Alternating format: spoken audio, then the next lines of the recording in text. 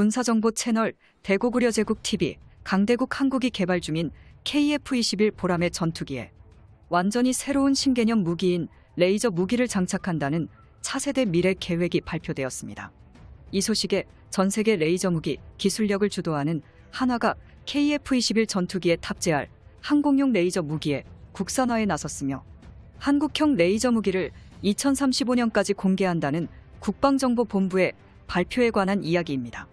한국은 KF-21 전투기에 레이저 무기를 장착하는 프로젝트를 본격적으로 가동시켰습니다.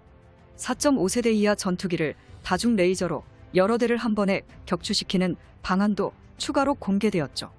2021년 5세대 스텔스 전투기를 넘어 6세대 전투기 개발 전망과 한국공군 미래방안이라는 발표문을 통해 6세대 전투기 도입 전 전력 공백 방지를 위해 레이저 무기를 KF-21 전투기에 장착하는 방식을 공식 채택했으며 레이저 무기뿐만 아니라 극초음속 미사일 등 더욱 신속하게 KF-21 전투기의 단계적 증강 사업이 필요하다는 견해를 밝혔습니다. 국방정보본부는 6세대 전투기에 장착된 레이저 무기가 초속 30만 킬로미터의 속도로 적군의 전투기를 순식간에 격추시켜 일본과 중국에서는 대응이 불가능하다. 또한 중력의 영향 없이 레이저는 직진함으로 운동역학적 탄도 계산이 불필요해 공중에서 수십 킬로미터 밖 직경 10cm 표적을 요격하는 초정밀 타격이 가능해진다고 밝혔습니다. 특히 대기 환경 조건의 영향을 받으므로 레이저 무기는 공중에서 날아다니는 전투기가 운용하는 것이 매우 유리하며 한국공군의 KF-21 전투기를 6세대 전투기로 강화하기 위해 레이저 무기 체계에 관한 계획을 공개했습니다.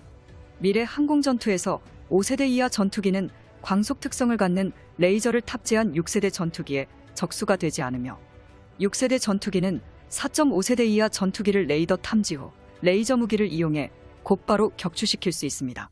국방과학연구소 측에서도 전투기에 장착한 레이저 무기가 항공전투에 가장 많은 도움이 될 것이라고 분석했습니다. 노출된 적군의 군사시설과 전투기를 레이저를 통해 신속하게 파괴할 수 있고 적군의 미사일이 발사된 경우 레이저 무기를 이용해 상승 단계에서 요격할 수 있다고 설명했습니다. 이어서 국방부는 KF-21 전투기 레이저 장착을 위한 연구에 더욱 속도를 내야 한다고 직접 언급했습니다.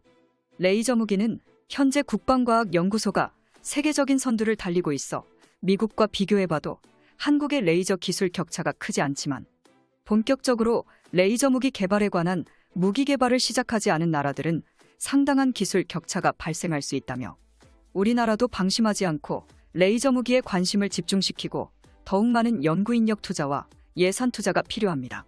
올해 대한민국의 국방 예산은 52조 8,401억 원으로 군사비 지출에서 세계 6위를 당당히 등극했습니다. 이 중 무기를 개발하거나 구매함으로써 군사력을 높이는 방위력 개선비는 16조 9,964억 원. 이를 기반으로 국내 방산업체들은 자체 기술 개발을 통한 무기체계 국산화와 해외 시장 공략에 나서고 있죠. 4차 산업혁명 시대를 맞아 첨단 무기체계를 우리만의 독자적인 기술로 개발하려는 국내 주요 방산업체들의 도전은 쉼없이 이어지고 있으며 KF-21 전투기에 탑재할 레이저 무기는 한화가 시제 제작 계약을 곧바로 수주했습니다. 이로써 한국형 레이저 무기 개발이 더욱더 속도를 낼 전망이군요. 사업 주관은 국방과학연구소이며 4년 개발 기간의 계약 규모는 총 2,430억 원입니다. 레이저 발진기는 빔을 발생시키는 장비로 레이저 무기가 목표물을 정확하게 타격할 수 있도록 더욱 멀리 더욱 강력하게 발사될 수 있게 하는 장비입니다. 레이저 무기의 성능을 좌우하는 핵심 기술인 셈이죠. 기존 전투기들이 최근 급증하고 있는 드론 등 소형 무인기 공격을 효과적으로 방어하지 못하면서 레이저 무기가 더욱 주목받고 있습니다. 강대국 한국은 미래전장 시대를 맞아 첨단 무기체계 국산화를 적극 추진하고 있고 세계를 주도하고 있으며 고에너지 레이저 기술을 적용한 6세대 KF-21 전투기가 대표적인 사례 중 하나가 되었습니다. 이어서 한국형 차세대 전투기인 KF-21 설계에 디지털 트윈 설계가 적용되었다는 속보입니다. 디지털 트윈 설계란 극도로 강화된 3D 그래픽과 물리 엔진으로 KF-21 전투기의 조립 과정과 항공기의 애프터버너, 슈퍼크루징 기동 등 현실 테스트 전 가상의 공간에서 먼저 테스트를 해보고 문제점을 빠르게 고쳐나갈 수 있게 되는 4차 혁명 설계 중 하나입니다. 이처럼 KF-21 전투기뿐만 아니라 대한민국의 무기체계에서 확장성이 무궁무진하다는 의미기도 하죠. 디지털 트윈 설계 중에 가장 대표적인 3D 익스피리언스는 우리나라의 신무기 체계 개발에 다양하게 접목시킬 수 있습니다. 3D 익스피리언스 플랫폼을 활용한 연구개발로 국내 혁신 사례와 최신 기술 트렌드를 이끄는 기업들은 한국항공우주산업과 국방과학연구소가 존재하며 전통적인 항공무기 제조업으로 불리는 카이의 주도로 한국형 차세대 전투기인 KF-21 시제기 개발 사업에 3D 익스피리언스 기술을 접목시켰습니다. 이로써 2022년 초도 비행 전 가상의 3D 물리 엔진으로 KF-21 전투기의 이착륙 테스트를 미리 시행해보고 발생하는 문제점들을 타파할 것입니다.